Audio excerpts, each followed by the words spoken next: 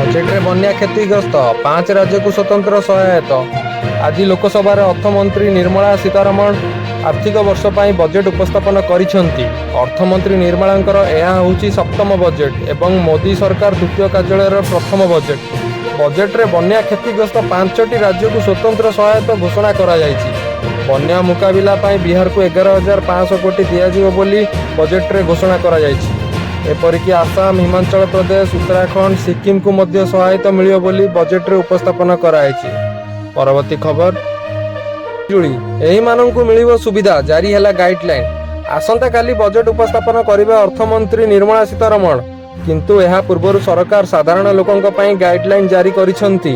केंद्र मंत्री Prahlad Joshi social media platform X ray एही नै सूचना दैचंती। मागणा बिजुली योजना अधीन रे बिजुली जोगाण कंपनी डिस्मो को 4,950 कोटी टंकार प्रोत्साहन देवा पई गाइडलाइन जारी रखिसंती।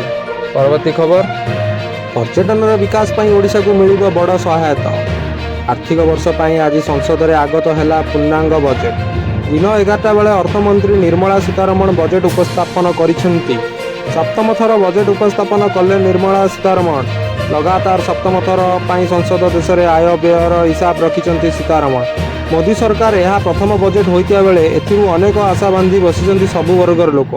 तेबे अर्थमंत्री ओडिशा पर्यटन विकास पई बजेट रे घोषणा करिसंती। से कहिसंती जे मंदिर, वन्यजंतु और सामुद्रिक संपद पई ओडिशा जणाशुना, तेणु पर्यटन विकास पई ओडिशा को सहायता मिलियो बोली अर्थमंत्री घोषणा करिसंती। परवर्ती खबर आयकरदाता को बड़ आश्वस्ति। 3 लाख पर्यंत आयर देवाक पड़ोनी कौन टिकस। अर्थमंत्री निर्मला सीतारमण देशर लक्षाधिक टिकसदाता को बड़ आश्वस्ति देइछंती। आयकर स्लैब रे परिवर्तन करी बड़ घोषणा करिसंती अर्थमंत्री।